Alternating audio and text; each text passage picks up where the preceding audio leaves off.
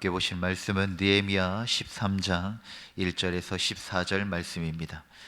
느헤미야 13장 1절에서 14절 말씀입니다.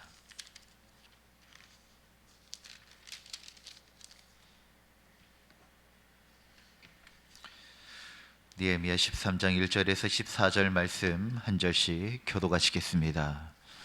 그날 모세의 책을 낭독하여 백성에게 들렸는데 그 책에 기록하기를 암몬 사람과 모압 사람은 영원히 하나님의 총회에 들어오지 못하리니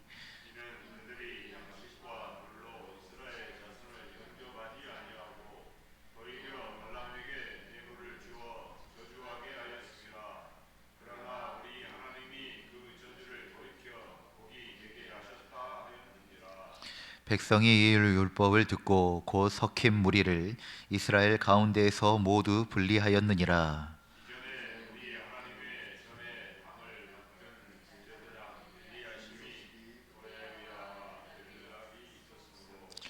도비야를 위하여 한 큰 방을 만들었으니 그 방은 원래 소재물과 유향과 그릇과 또 레위 사람들과 노래하는 자들과 문지기들에게 11조로 주는 곡물과 새 포도주와 기름과 또 제사장들에게 주는 거제물을 두는 곳이라.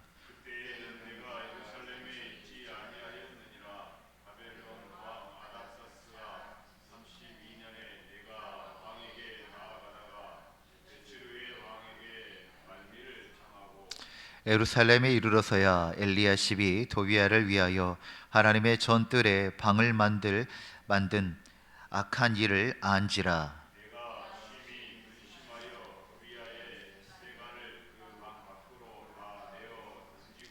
명령하여 그 방을 정결하게 하고 하나님의 전의 그릇과 소재물과 유향을 다시 그리로 들여 놓았느니라.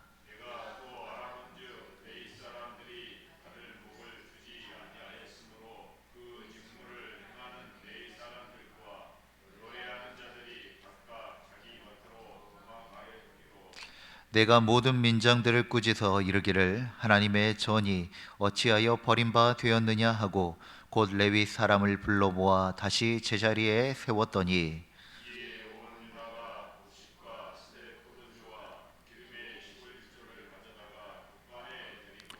내가 제사장 셀레미야와 서기관 사독과 레위 사람 부다야를 창고지기로 삼고 마떼냐의 손자 삭구레의 아들 하난을 버금으로 삼았나니 이는 그들이 충직한 자로 인정됨이라. 그 직분은 형제들에게 분배하는 일이었느니라. 이 일로 말미암아 나를 기억하옵소서. 내 하나님의 정과 그 모든 직무를 위하여 내가 행한 선한 일을 도말하지 마옵소서. 아멘. 하나님의 은혜가 있어 부흥이 일어났어도, 회복이 일어나도 우리는 때때로 시간이 지나면 다시 흐트러지기도 하고 다시 묻히고 또 다시 세상 것과 타협할 때가 있습니다. 오늘 느헤미야 13장은 이스라엘이 영적 회복을 경험한 후에 얼마 지나지 않아 다시 타락의 흔적이 자리 잡은 모습을 보여주고 있습니다. 그 중심에는 한 사람의 작은 그 타협이 공동체 전체의 정결함을 더럽히는 일이 생겨난 일을 기록하고 있습니다. 그러나 하나님은 그 백성을 그 악하고 무너진 상태로 그대로 두지 아니하시고 다시 정결하게 하십니다. 오늘 말씀은 우리에게 이렇게 묻습니다. 우리의 신앙은 지금 정결한가? 다시 정결하게 하기 위하여 우리가 제거해야 할 것이 무엇인가? 그것을 말하고 묻고 있다는 것입니다. 백성들을 모아 모세의 오경, 그 율법을 읽기 시작합니다. 그런데 그 가운데 신명기서 23장의 내용이 기록되어져 있음을 우리가 그들이 알게 되어집니다. 하나님께서 모압과 암몬을 이스라엘 공동체 안에 둘 수 없다고 하신 명령이 드러난 것입니다. 왜 모압과 암몬은 이스라엘 총회 안에 들어오지 못하였던 것일까요? 그것은 이방인들이기 때문이 아니었습니다. 신명기 23장에 기록되어져 있는 것처럼 그들은 이스라엘을 축복하기는커녕 오히려 발람이라고 하는 무속인을 고용하여 이스라엘 백성을 저주하며 적대적인 태도를 취하였기 때문인 것입니다. 이방인이어서 제거한 것이 아니라 하나님을 향하여 적대적이며 그리고 하나님의 선한 뜻을 인정하지 않았기 때문인 것입니다. 하나님은 이방인이라고 그냥 배제하지 아니하십니다. 오히려 혈통이나 민족이 아니라 하나님을 향한 믿음과 섬김을 보고 자기 백성을 구분하였습니다. 모압 여인 룻은 모압 여인이었지만 하나님의 그 안으로 들어가기 위하여 시어머니를 따라 그 곳까지 나왔던 그 모습을 바라보며 이스라엘 공동체로 들어와 다윗의 조상이 되었습니다. 에스라 6장 21절에도 여호와 하나님을 믿는 이방인들이 언약 공동체에 포함되었음을 우리는 알 수 있습니다. 그가 유대인이냐 이방인이냐, 하나님을 오래 알았느냐 조금 알았느냐, 많은 일들을 했느냐 조급했느냐, 그런 거에 의해서 하나님은 자기 백성을 구별하는 것이 아니라 하나님을 향한 그 믿음, 하나님을 따라가는 그 순종하는 그 마음을 바라보시고 자기 백성을 삼으셨다라는 것입니다. 발람의 저주의 내용에서 오히려 하나님은 그 저주를 돌이켜 복이 되게 축복을 말하게 합니다. 그리하여 모든 것이 하나님의 선한 뜻대로 인도하십니다. 그 말씀이 지금 다시 이 느헤미야를 통하여서 백성들에게 선포되어지는 것입니다. 그 모세의 책이 낭독되어지자 백성들의 즉각적인 반응이 일어납니다. 무엇이냐면 3절에 섞인 무리를 분리했다라는 겁니다. 이것은 세상과 타협하는 자들, 하나님과 세상과 섞여져 사는 사람들, 아직 두 마음을 가지고 하나님 편에 서지 못한 자들을 분리해냈다는 것입니다. 하나님 말씀이 선포되어지자 우리 안에 두 마음이 드러나고 하나님 말씀이 선포되어지자 무엇이 정결함이며 무엇이 거룩함인지 깨닫게 되어져 아직 여전히 있던 그들의 두 마음을 제거하기 시작하였다는 것입니다. 성령의 말씀이 들려올 때 우리의 마음 깊은 곳을 향하여 주님은 우리에게 이렇게 말씀하십니다. 분리하라고, 제거하라고. 아직 우리의 마음의 중심에서 우리의 신앙을 흐리게 하는 것을 끊어내라고 하십니다. 두 마음을 제거하라고 말씀하시는 것입니다. 그런데 이런 과정 속에서 하나의 문제가 드러나게 되어집니다. 바로 제사장 엘리야십입니다. 그는 원수였던 도비아와 관계를 맺고 있었고 그를 위하여 성전 방 하나를 내어줬던 것입니다. 그 방은 어떤 방인가? 원래는 성전의 기물과 제물 그리고 11조를 보관하는 곳을 말합니다. 그러나 그 거룩한 장소를 도비아의 거처로 내주었던 것입니다. 하나님의 전의 거룩성을 훼손한 사건입니다.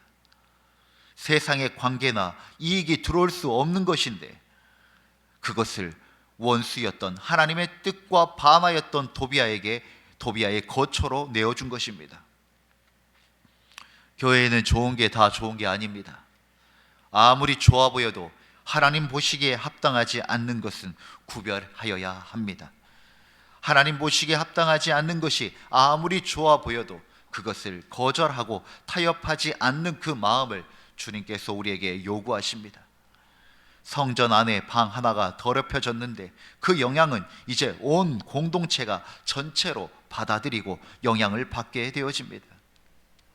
느헤미야가 돌아와 그 악을 보게 되었고 속히 느헤미야는 도비아의 세간을 그 방 밖으로 다 내어 던지고 다시 그 방을 정결하게 하고 원래 있었던 하나님의 것들을, 그 기물들을 다시 제자리로 돌려놓았습니다.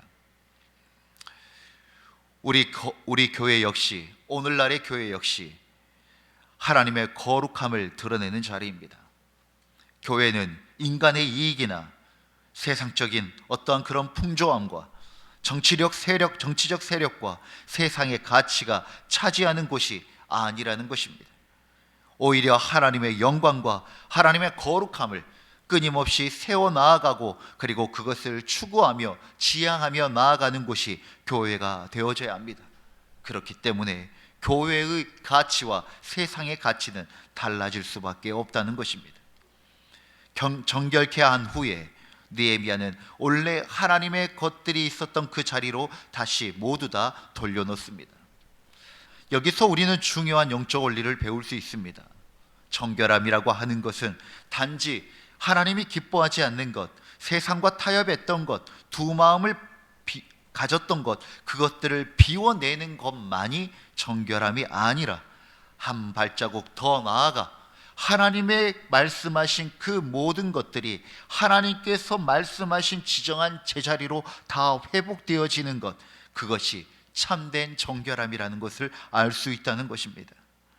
버리고 제거하고 끝나는 것이 아니라 하나님께 드려야 할 것들이 다시 그 제자리로 돌아오게 하는 것, 그것이 진짜 정결인 것입니다. 사랑하는 성도 여러분, 우리는 지금 어디에 있습니까? 지금 우리는 어느 자리에 있습니까?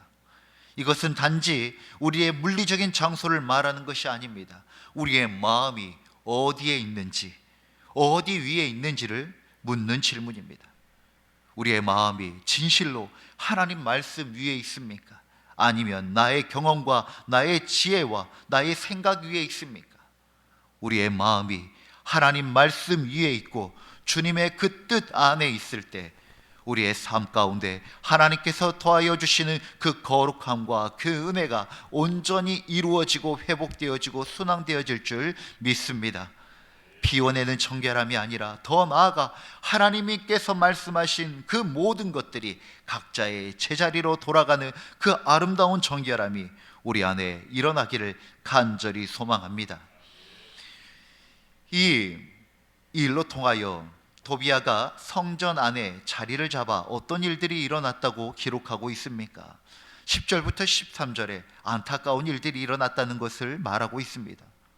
레위 사람에게 돌아가야 할 몫이 사라져버립니다. 10절에 레위인과 노래하는 자들이 생계를 위하여 성전을 떠나고 자기 밭으로 도망갔다라고 말하고 있습니다. 하나님을 섬기는 예배의 흐름이 완전히 무너져 버린 것입니다. 작은 타협 하나가 영적 시스템 전체를 붕괴시켜 버린 것입니다. 느헤미야는 이 일을 보며 민장들을 꾸짖습니다. 하나님의 전이 어찌하여 버림받았느냐라고 말하고 있다는 것입니다. 사랑하는 성도 여러분, 우리 안에 하나님의 뜻과 반하는 작은 것일 줄 모르겠지만 그 작은 것이 많은 것들에게 영향을 미치고 때로는 이와 같이 하나님의 영적인 그 공동체와 그 모든 시스템을 붕괴시키는 일이 일어난다는 것입니다. 큰 댐을 무너뜨리는 것은 큰 사고가 아닙니다. 작은 틈에서부터 시작된다는 것입니다. 그러기에 우리는 그 작은 것일지라도 악한 것과 세상 것과 그런 거에 하나님께서 기뻐하지 않는 그 뜻과 타협하는 것이 아니라 작은 것에서부터 하나님의 뜻과 그 말씀을 지켜나가는 것이 중요하다는 것입니다. 느헤미야는 이 일에 대하여 모든 것을 다시 제자리로 돌려놓고 있는 것입니다. 레위인들을 다시 제자리로 세우고 헌물과 11조를 온전히 구별하여 하나님께 두며 느헤미야의 마지막 모습은 이렇게 이야기하고 있습니다. 사람들을 세워갑니다. 그런데 어떤 사람들을 세워갑니까? 13절에 그 일이 충성된 자들에게 맡겨지게 하였다라는 것입니다.